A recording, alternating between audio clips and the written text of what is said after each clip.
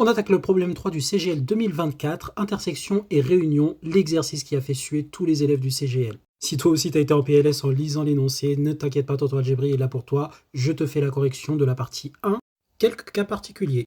Je te laisse lire très attentivement l'énoncé, note bien les précisions qu'on te fait sur la partie entière pour bien comprendre comment ça fonctionne et les notations.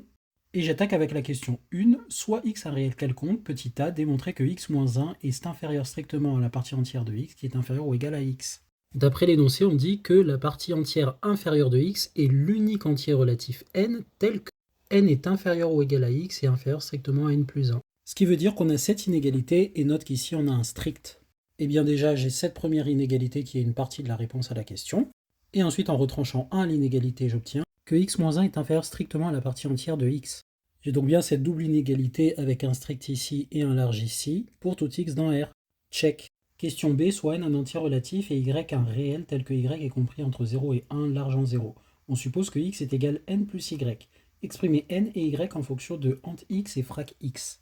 On a x est égal à n plus y avec y qui est compris entre 0 et 1 large en 0.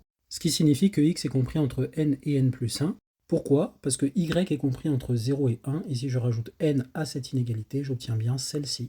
Mais d'après l'énoncé, il n'y a qu'un seul entier qui vérifie ça pour x, et c'est justement la partie entière de x, et c'est indiqué ici.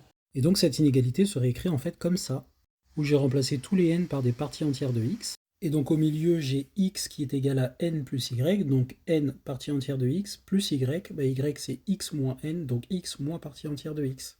Ce qui nous fait que n est égal ant de x et y est égal frac de x. Check.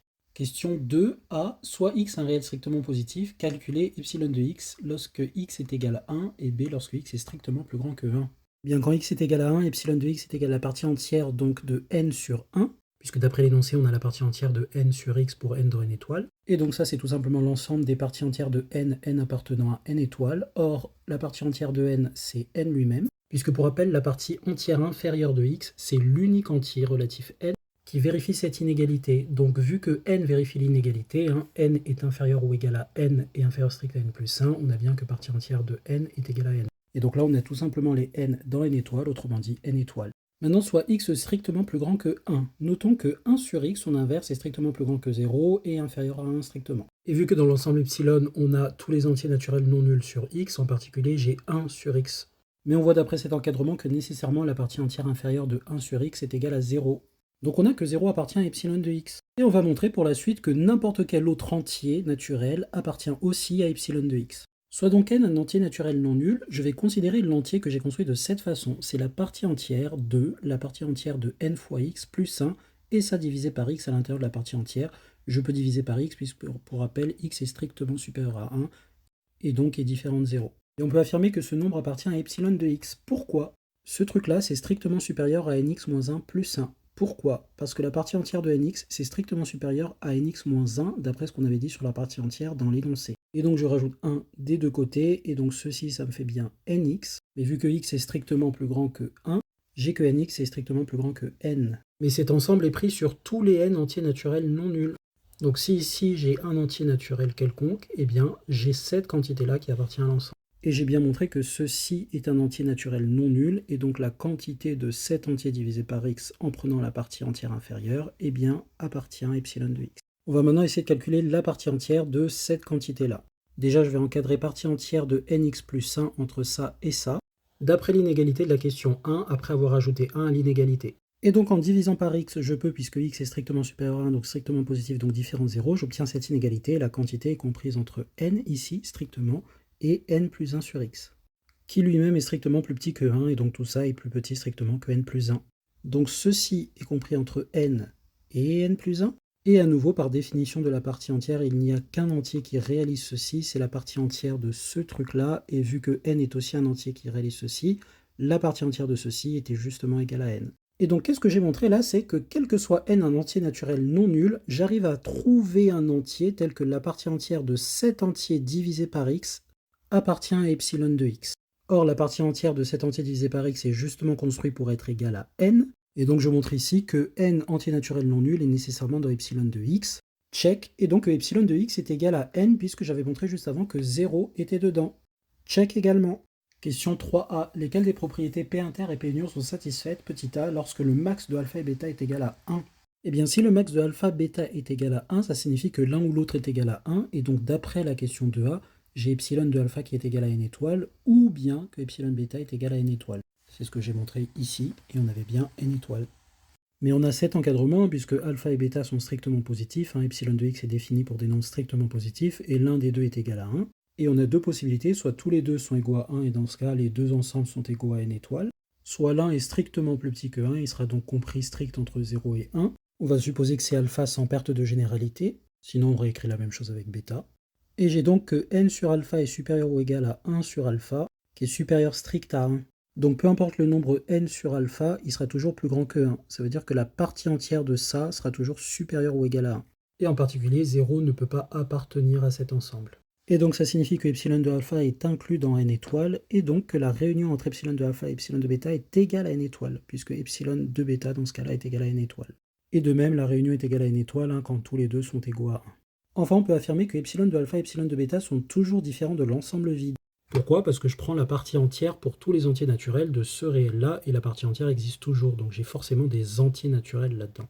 Mais la propriété P inter, c'est que l'intersection des deux ensembles epsilon alpha et epsilon bêta est vide. Ce n'est pas possible, puisque l'un des deux est égal à n étoiles, et l'autre est non vide, donc l'intersection entre epsilon bêta et epsilon alpha, ça va être epsilon alpha, vu que epsilon bêta c'est n étoiles et que epsilon alpha est inclus dans n étoiles, et epsilon alpha est non vide d'après ce qu'on a dit juste avant.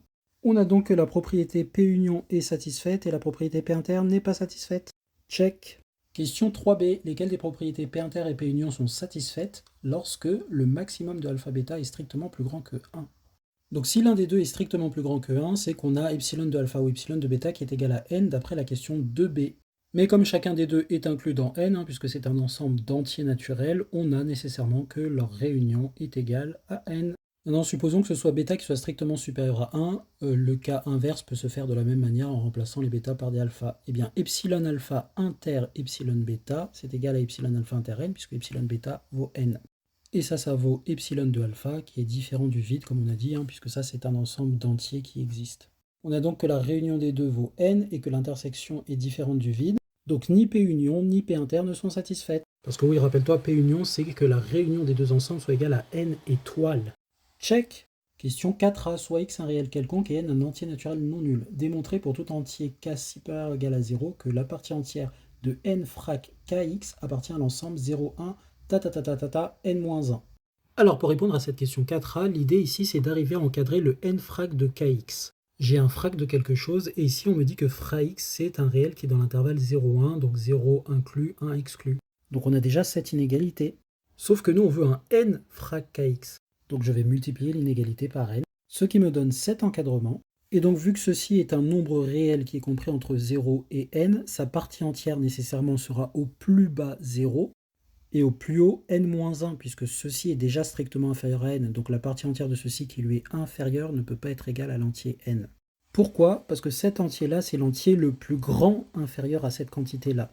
Mais vu que 0 est un entier inférieur à cette quantité-là, le plus grand entier inférieur à cette quantité-là est nécessairement plus grand que 0, puisque c'est le plus grand inférieur à ce truc. En particulier, j'ai obtenu que la partie entière de tout ce truc-là est supérieure ou égale à 0 et inférieure strict à n, et vu que c'est un entier, ça veut dire qu'elle est inférieure ou égale à n-1. Et donc j'ai bien démontré ceci, check. 4b, démontrer qu'il existe deux entiers k et l tels que 0 est inférieur ou égal à k, inférieur strictement à l, inférieur ou égal à n, et on a l'égalité partie entière de n frac kx est égale partie entière de n frac lx. Tout d'abord, on note qu'il y a n plus 1 entier de 0 à n au sens large, c'est-à-dire quand on inclut 0 et n. Oui, parce que si on compte 0, on va de 1 à n plus 1, donc n plus 1. Mais pour chacun de ces entiers, si je forme la quantité, donc c'est k qui vaut soit 0, soit 1, 2, jusqu'à n, si je forme cette quantité-là, d'après la question 4a, j'appartiens bien à cet ensemble 0 jusqu'à n-1. Ce que j'ai écrit ici, donc ça veut dire intervalle avec juste les entiers, pas les réels, et donc j'ai ça qui appartient à ça, d'après la question 4a. Mais là-dedans, cet ensemble, il contient n valeurs de 0 jusqu'à n-1, on a bien n valeurs. Et là, on a dit que j'ai n plus 1 entier. Donc, pour chacun de ces n plus 1 entiers, j'ai cette quantité-là que je fabrique qui appartient là. Il n'est pas possible que cette quantité-là, pour chacune de ces valeurs de k, soit 2 à 2 distinctes. Sinon, on en aurait exactement n plus 1. Mais ils sont tous dans cet ensemble-là. Et cet ensemble, j'en ai au maximum n. Donc ça signifie qu'il existe au moins deux valeurs de k distinctes là-dedans, telles que ce truc-là soit égaux. Et vu que ces deux valeurs sont distinctes, il y en a une qui est strictement plus grande que l'autre, on va appeler la plus grande L et la plus petite K. Et donc je synthétise la conclusion en disant qu'on a bien l'égalité. Check! Ce raisonnement ou cet énoncé qu'on vient d'utiliser est aussi connu sous le nom de principe des tiroirs. À mon avis, il fallait l'utiliser de manière intuitive plutôt que le nommer, puisque le principe des tiroirs, à proprement parler, n'est pas au programme de terminale. Si quelqu'un a une autre façon de faire qui n'utilise vraiment que des énoncés de terminale ou de lycée, n'hésitez pas à le préciser en commentaire. C. On pose m est égal L moins K, démontrer que le nombre frac mx appartient à l'un des deux intervalles 0, 1 sur n, 0 inclus, 1 sur n exclu, ou 1 moins 1 sur n, 1 exclut tous les deux. Alors pour cette question, on va utiliser trois résultats parce qu'il y a des choses qu'il faut qu'on comprenne et qu'on intuite sur les propriétés de la partie entière. Et on va faire des manipulations assez pointues avec des inégalités. Donc je présente déjà ces trois résultats, je te laisse les regarder. Je ne vais pas les démontrer, mais je te laisse faire les démonstrations d'au moins l'un d'eux en commentaire. Et si tu n'y arrives pas, n'hésite pas à poser la question, je ferai une vidéo dédiée pour l'une d'entre elles ou les trois. Tout d'abord, on sait que frac mx appartient à l'intervalle 0,1, 0 inclus, 1 exclu. Montrons qu'en fait on peut être beaucoup plus précis en disant que frac mx appartient à 0,1 sur n, 1 sur n exclu, union 1 moins 1 sur n, 1, tous les deux exclus. Autrement dit, on n'appartient pas au segment central formé par 1 sur n et 1 moins 1 sur n. Et donc on va raisonner par l'absurde en supposant que frac de mx appartient justement à cet intervalle central. Si c'est absurde, eh bien on aura montré qu'il n'appartient pas à cet intervalle-là, mais vu qu'il appartient à ça, il appartiendra donc à ça privé de ça, ce qui est exactement cette union-là. Parce que oui, un ou c'est une union. Donc je retraduis cette appartenance-là en inégalité, ce qui me dit que ceci est supérieur ou égal à 1 sur n et inférieur ou égal à 1 moins 1 sur n. Et donc je remplace la partie fractionnaire par son expression mx moins la partie entière de mx, et je multiplie par n, ce qui me donne cette inégalité-là, 1 inférieur ou égal à n facteur de mx moins partie entière de mx inférieur ou égal à n moins 1. Mais on sait que comme m est égal L moins K, K plus m est égal à L. Et j'ai donc que la partie entière de Lx, vu que L est égal à K plus m, est égale à la partie entière de Kx plus mx, j'ai distribué le x, qui d'après cette propriété que j'ai mentionnée ici est égale à la somme des parties entières ou à la somme des parties entières plus 1, et donc je peux en conclure ici que j'ai partie entière de Kx plus partie entière de mx, ou bien partie entière de Kx plus partie entière de mx plus 1. Et donc la partie entière de mx est égale à la partie entière de Lx moins la partie entière de Kx, ou la partie entière de Lx moins la partie entière de Kx moins 1. Ici j'ai simplement isolé la partie entière de mx et j'ai fait passer le 1 et le entière de Kx, ou le entière de Kx ici, de l'autre côté avec le entière de Lx. Je numérote les deux cas de la sorte étoile et double étoile pour la deuxième situation. Si on est dans la première situation, dans étoile, je réécris l'inégalité ici, et donc je remplace la partie entière de mx par partie entière de Lx moins partie entière de Kx, après avoir distribué le signe moins. Je décompose mx en Lx moins Kx, et je regroupe les deux comme ça, de cette façon, ce qui me donne la partie fractionnaire de Lx moins la partie fractionnaire de Kx, tout ça multiplié par n, supérieur à 1, et ceci inférieur à n moins 1. Mais d'après la question 4b, on a que la partie entière de n frac Kx est égale à la partie entière de n frac Lx. Et d'après la troisième propriété, on a que quand deux parties entières sont égales, la différence des deux est strictement comprise entre moins 1 et 1. Mais ici, après avoir distribué le n, je vois que la différence est comprise entre 1 et n-1, ce qui est absurde. On passe maintenant à la deuxième situation, et on écrit l'inégalité. On a n fois mx moins partie entière de mx compris entre 1 et n-1. Et je remplace donc en partie entière de mx par partie entière de Lx moins partie entière de Kx moins 1, et je distribue le signe moins ici. Ce qui me donne ceci, et après avoir séparé le mx en Lx moins Kx, et avoir regroupé le Lx avec le moins partie entière de Lx, et le moins Kx avec partie entière de Kx, et factorisé par moins 1, j'obtiens la partie fractionnaire de Kx avec un signe moins, la partie fractionnaire de Lx, et je distribue le n, donc j'ai n fois ça, moins n fois ça, et le n fois 1 ici, tout ça compris entre 1 et n moins 1. En particulier, l'inégalité de droite me donne que tout ça est inférieur ou égal à n-1. Je simplifie les n et je fais passer le n frac de Kx du côté droit, et j'obtiens cette inégalité-là. Mais on remarque que quand un réel est plus petit qu'un autre, bien sa partie entière est plus petite que la partie entière d'ici. Donc la partie entière de ça est plus petite que la partie entière de ça, donc il n'y avait pas les n ici, je viens de les mettre, et on obtient cette inégalité ici. Sauf qu'on a dit plus haut, à l'aide d'une propriété que vous avez à démontrer pour rappel, que la partie entière d'un réel plus un relatif, c'est égal à la partie entière de ce réel plus le relatif.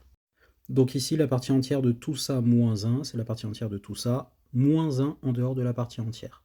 Or, d'après la question 4b, on se rappelle que la partie entière de n frac Kx est égale à la partie entière de n frac Lx. Donc j'ai que ceci est égal à ceci. Et donc je peux les simplifier et j'obtiens l'inégalité 0 inférieur ou égal à moins 1, qui est évidemment absurde. Check. Donc pour rappel, on a supposé que la partie fractionnaire de mx appartient à cet intervalle, et dans toutes les situations possibles, j'obtiens des absurdités, donc il n'est pas possible que ceci appartienne à ça, mais vu que ceci appartient bien à l'intervalle 0, 1, 1 exclu, cela signifie que frac de mx appartient soit à ce morceau, autrement dit appartient à l'union. Check. 4D maintenant, on suppose dans cette question que 1 moins 1 sur n est inférieur strict à la partie fractionnaire de mx, inférieur strict à 1, et on pose que u c'est la partie entière de 1 divisé par 1 moins frac de mx. On peut montrer facilement que 1 moins frac de mx est strictement positif grâce à l'inégalité frac de mx est inférieur strictement à 1, et donc pas de risque de diviser par 0. Démontrer que la partie entière de umx est égale u la partie entière de mx plus u moins 1, et que 0 est inférieur ou égal à la partie fractionnaire de umx, inférieur strict à 1 sur n. Tout d'abord, notons que u est supérieur ou égal à n qui est supérieur ou égal à 1. Pourquoi? Parce que d'après l'énoncé, on nous dit que frac de mx est compris strictement entre 1 moins 1 sur n et 1, et donc en multipliant par moins 1, j'obtiens que 1 sur n moins 1 est supérieur strict à moins frac de mx qui est supérieur strict à moins 1, et en rajoutant 1, j'obtiens que 1 sur n est supérieur strict à 1 moins frac de mx qui est supérieur strict à 0. Je prends ensuite les inverses et j'obtiens que n, l'inverse de 1 sur n, est inférieur strict à l'inverse de ceci, 1 sur 1 moins frac mx. Ceci est strictement positif, donc je peux bien en prendre l'inverse. Et vu que lui est plus petit que lui, en prenant les parties entières, j'obtiens ceci. Pourquoi? Parce que si j'ai un entier qui est inférieur à un réel, que ce soit strict ou large, alors cet entier est nécessairement inférieur ou égal au plus grand entier inférieur à ce réel. Donc parmi tous les entiers relatifs inférieurs à ça, il y en a un qui est le plus grand, c'est par définition la partie entière. Donc si un entier est plus petit que ça, forcément lui est plus petit que le plus grand de tous les entiers inférieurs à ça. Et j'ai bien démontré que n est inférieur ou égal à u, comme indiqué ici. Maintenant, on est paré pour démontrer cette égalité. Et vu que la partie entière est une fonction un peu pathologique, le meilleur moyen de démontrer des égalités avec des parties entières, c'est de prendre le truc qui est à l'intérieur de la partie entière et de montrer qu'il est encadré par ça, côté gauche, et par ça plus 1 côté droit, puisque ce truc-là, c'est un entier. Et d'après l'énoncé, le seul entier qui vérifie cet encadrement pour un réel x donné, c'est le n qui est égal à la partie entière inférieure de x. Donc montrons que umx est inférieur strict à u plus u fois la partie entière de mx. On commence par noter que la partie fractionnaire de mx est inférieure strict à 1, puisqu'une partie fractionnaire est toujours strictement plus petite que 1. Et donc en réécrivant la partie fractionnaire comme mx moins la partie entière de mx, j'ai que ceci est inférieur à 1, et en multipliant par u qui est strictement positif, parce que pour rappel il est plus grand que n qui est plus grand que 1, j'obtiens que umx moins u fois la partie entière de mx est inférieur strict à u. Le 1 fois u donne u. Et je fais passer le u partie entière du côté droit de l'inégalité, donc j'ai umx ici inférieur strict à u plus u partie entière de mx. Ce qui est bon signe, puisque pour rappel, je veux montrer que la partie entière de umx, c'est ceci. Donc il faut que je montre que umx est plus petit que cet entier-là, plus 1. Et donc avec le moins 1, ça se simplifie, donc autrement dit ceci. Et donc check, parce que j'ai la première inégalité. Alors petite astuce, évidemment, on ne peut pas penser à bien faire les inégalités en partant tout de suite de ça et en sachant quoi faire. Donc il faut partir du résultat et transformer le plus possible sur votre bouillon les inégalités. Et dans le sens intuitif, en partant de ça, vous allez avoir ça, puis ça que vous savez être vrai. Et au propre, vous partez du truc qui est vrai et vous démontrez l'inégalité voulue. Maintenant, montrons que u plus u partie entière de mx moins 1 est inférieur ou égal à umx. Même remarque, je vais faire directement les inégalités au propre, mais dans la réflexion que vous avez sur votre brouillon, vous avez fait les choses dans l'autre sens parce que c'est plus intuitif, je le répète. Tout d'abord, je peux affirmer que u est inférieur ou égal à 1 sur 1 moins frac de mx. Pourquoi? Parce que u, c'est la partie entière de ça, la partie entière d'un truc est toujours inférieure ou égale au truc en question. Et je multiplie donc par 1 moins la partie fractionnaire de mx, qui est strictement positif parce que 1 est plus grand que la partie fractionnaire de mx. Et j'obtiens cette inégalité, les dénominateurs se simplifient, et là j'ai u fois ça. Je remplace la partie fractionnaire par ceci, et je distribue le signe moins. Et je distribue ensuite le u. Ce qui me donne cette inégalité, et je fais passer le umx du côté droit et le 1 du côté gauche, et j'obtiens ceci inférieur à ceci. Ce qui est ce que je voulais, check. J'ai donc montré que umx est inférieur strict à 7 entiers, mais supérieur ou égal à 7 entiers moins 1. Donc j'ai bien prouvé que 7 entiers moins 1 est la partie entière de umx. Check. On ne se relâche pas, il nous reste une dernière inégalité à montrer, c'est-à-dire que frac umx est compris entre 0 large et 1 sur n strict. On a tout d'abord que u plus 1 est supérieur ou égal à n. Bah oui, puisque u est plus grand que n. Et si je rajoute u fois n de chaque côté, j'obtiens cette inégalité. Ensuite, je retranche U et 1 de chaque côté de l'inégalité. Donc ici, ils disparaissent et donc ici, je me retrouve avec moins U moins 1.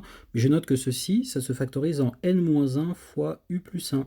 Et pour n différent de 1, je divise par n-1 l'inégalité, donc ça sera strictement positif, et j'obtiendrai ceci. L'inégalité qu'on a à montrer quand n égale 1 est triviale, parce que ça équivaudrait à montrer que la partie fractionnaire d'un truc est compris au sens large entre 0 et 1 sur 1 strict, ce qui est toujours le cas pour une partie fractionnaire. Et donc j'ai montré que u fois n sur n-1 est supérieur ou égal à u plus 1. Sauf que u plus 1, c'est lui-même plus grand que 1 sur 1 moins frac de mx. Pourquoi? Parce que u, c'est la partie entière de ceci, donc la partie entière plus 1 est toujours plus grande que le réel en question. C'est dit juste ici pour rappel. Et donc en particulier, je peux conclure que ceci est strictement plus grand que ça, puisque un sur n-1 est supérieur ou égal à ça, qui lui-même est strictement plus grand que ça. Donc lui est strictement plus grand que ça. Et donc à partir de cette inégalité, je vais multiplier à gauche et à droite par ceci qui est strictement positif, et par n-1 qui est strictement positif aussi. Donc j'obtiens n-1 côté droit, et j'obtiens u fois n fois 1 moins frac de mx côté gauche. Je divise l'inégalité par n, donc ici n sur n 1 moins 1 sur n, et ici le n qui était un facteur du u a disparu. Et donc je remplace la partie fractionnaire de mx par mx moins la partie entière de mx, et je distribue le signe moins, et je distribue le u. J'ai donc u fois 1 u, moins u fois mx, plus u fois la partie entière de mx est plus grand que 1 moins 1 sur n. Je fais passer le 1 du côté gauche de l'inégalité et j'obtiens cette inégalité-là. Et là, qu'est-ce que je reconnais? J'ai u partie entière de mx plus u moins 1. Mais ça, on vient de démontrer juste au point d'avant que c'est la partie entière de umx. Et donc je remplace par la partie entière de umx et je laisse le moins umx, tout ça supérieur à moins 1 sur n, mais ça c'est l'opposé de la partie fractionnaire, donc je multiplie par moins 1, j'ai umx moins ça qui me donne partie fractionnaire de umx, supérieur strict, par la multiplication par moins 1, l'inégalité change, à 1 sur n, donc c'est inférieur strict, pardon. Check, et en fait on a quasiment fini, puisqu'on a montré que la partie fractionnaire est inférieure à ça, ce qui était le plus dur, une partie fractionnaire est toujours supérieure ou égale à 0, et donc on a bien montré l'inégalité check. On peut enfin passer à la question 4e. Démontrer que dans tous les cas, il existe un entier v supérieur ou égal à 1 pour lequel 0 est inférieur ou égal à frac de vx inférieur strict à 1 sur n. Et bien d'après la question 4c, on pose m est égal l moins k et on refait toute la construction 4a, 4b, 4c. Et on a que frac de l'entier fois x appartient à l'un de ces deux intervalles. Donc soit il appartient à ça, soit il appartient à ça.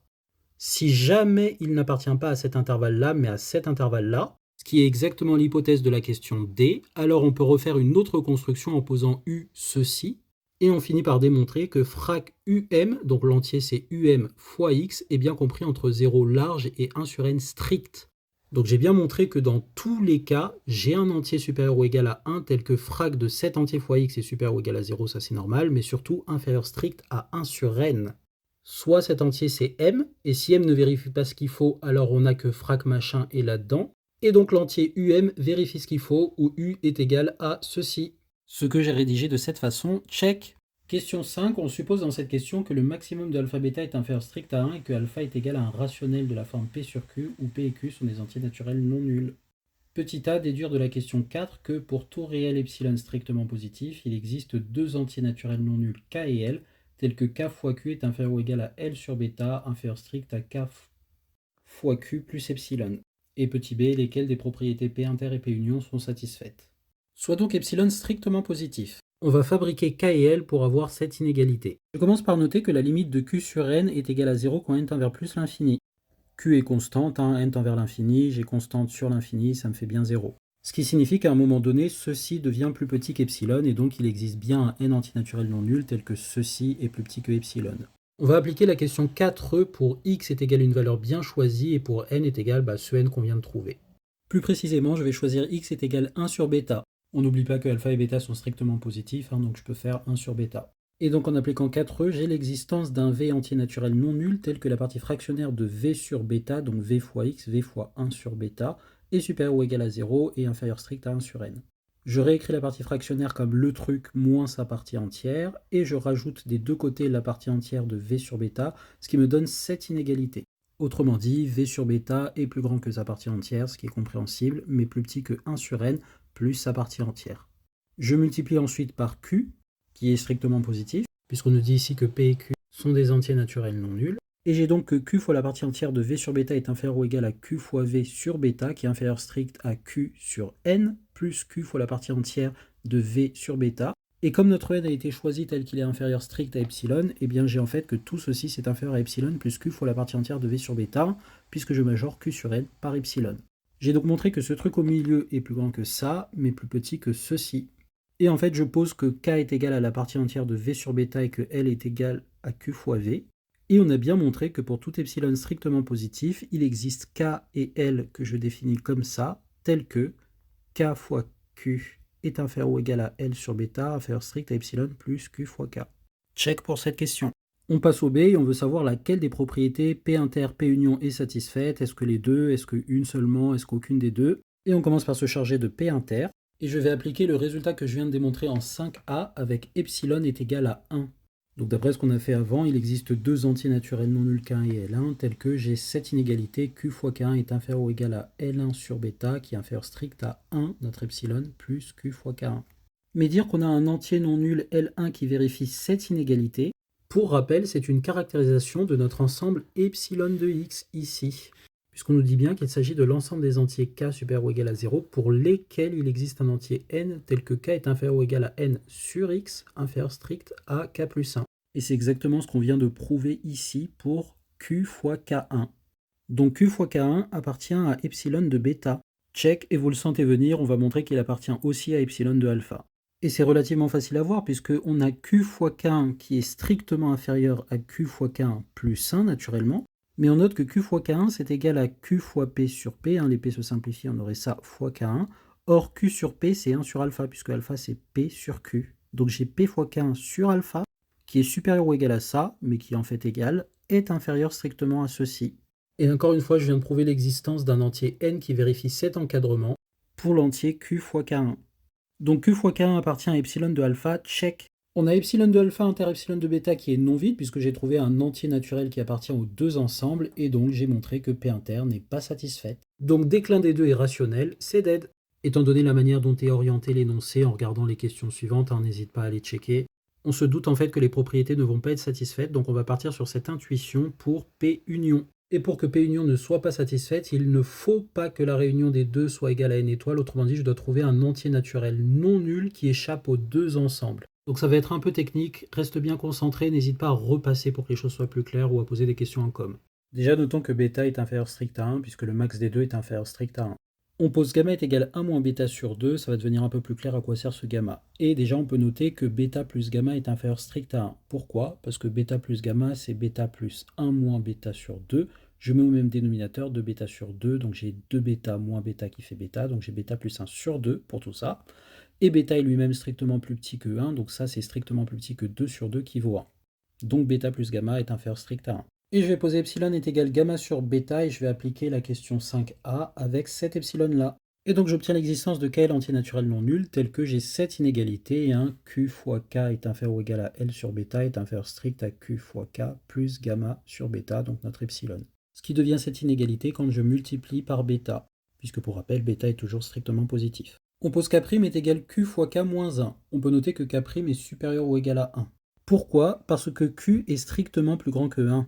Pourquoi? Parce que Q est strictement plus grand que P. Pourquoi? Parce que P sur Q, qui est égal à alpha, est strictement plus petit que 1. Et donc en multipliant par Q, j'ai Q plus grand que P. P est un entier naturel non nul, et donc j'ai bien que Q, qui est strictement plus grand que P, est nécessairement strictement plus grand que 1. Et donc Q est supérieur ou égal à 2, vu que c'est un entier strictement plus grand que 1. Et donc multiplié par K, qui est un entier naturel non nul, je suis supérieur ou égal à 2.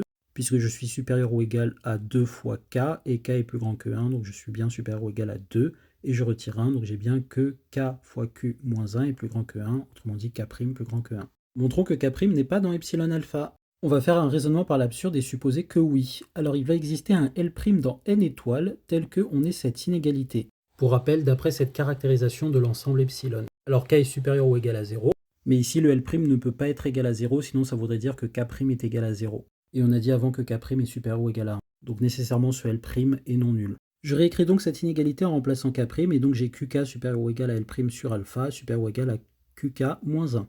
Je remplace le alpha par P sur Q, donc 1 sur alpha c'est Q sur P, et je multiplie par P, donc j'ai bien PQK moins P, est inférieur ou égal à Q fois L', le P se simplifie, est inférieur ou égal à PQK. Je divise ensuite par Q, et donc j'ai donc PK moins P sur Q, inférieur ou égal à L', inférieur ou égal à PK. Sauf que P sur Q c'est alpha, et c'est plus petit que 1, donc PK moins ça, c'est plus grand que PK moins 1. Là, il y a une absurdité, puisque j'ai montré qu'un entier est compris strictement entre deux entiers successifs, et consécutifs étant PK-1 et PK-1 plus 1, donc PK. Ce qui est absurde. Donc le K' que j'ai fabriqué ici ne peut pas appartenir à epsilon alpha, puisque sinon j'ai une absurdité. Check, et on va montrer qu'il n'appartient pas à epsilon bêta non plus. Et encore une fois, on va le faire par l'absurde, on suppose que oui, on aurait donc l'existence d'un L2 entier naturel non nul, tel que K' est inférieur ou égal à L2 sur bêta, inférieur strict à K' plus 1. Le L2 ne peut pas être égal à 0, donc on peut bien affirmer que L2 est entier naturel non nul, puisque si L2 est égal à 0, K' serait égal à 0. Je multiplie ensuite l'inégalité par bêta, et j'obtiens que bêta K' est inférieur ou égal à L2 est inférieur strict à bêta K' plus bêta. Je remplace K' par sa valeur QK-1, et j'obtiens que cette inégalité devient bêta fois QK-1, et pareil ici, et donc je distribue, et j'obtiens BQK moins bêta est inférieur ou égal à L2, inférieur strict à BQK, donc moins bêta plus bêta qui se simplifie, donc BQK. Sauf que j'ai montré ici que bêta QK est inférieur ou égal à L, qui est inférieur strict à bêta QK plus gamma. Et donc je peux majorer le bêta QK ici par L, avec un large ici et un strict ici, bêta QK plus gamma. En particulier, comme on a un strict ici, on note que L2 et L sont deux entiers distincts. Sauf que je peux noter un truc, si je fais ceci moins ceci, je remarque que j'obtiens gamma plus bêta, qui pour rappel était strictement inférieur à 1. Donc j'ai deux nombres réels dont la différence est strictement inférieure à 1. Et j'ai réussi à trouver deux entiers naturels distincts dans un intervalle qui est de longueur strictement plus petite que 1. Ça n'est pas possible. Donc la supposition qu'on avait faite ici, qui entraînait cette existence-là et qui entraîne cette absurdité, est fausse. Et donc K' ne peut pas appartenir à epsilon bêta. Check. Donc la stratégie, c'était en fait de jouer sur le epsilon quelconque ici et de le prendre suffisamment petit pour qu'on ait une inégalité de ce type avec un entier L, et d'autre part que la supposition de l'appartenance à epsilon bêta fasse qu'on puisse créer un autre entier L2, mais tout ça en contrôlant les extrémités et en faisant en sorte que la différence des deux soit plus petite que 1, et c'est pour ça qu'on a choisi les valeurs telles quelles, telles que alpha plus bêta soit strictement plus petit que 1, et qu'on ait donc cette absurdité.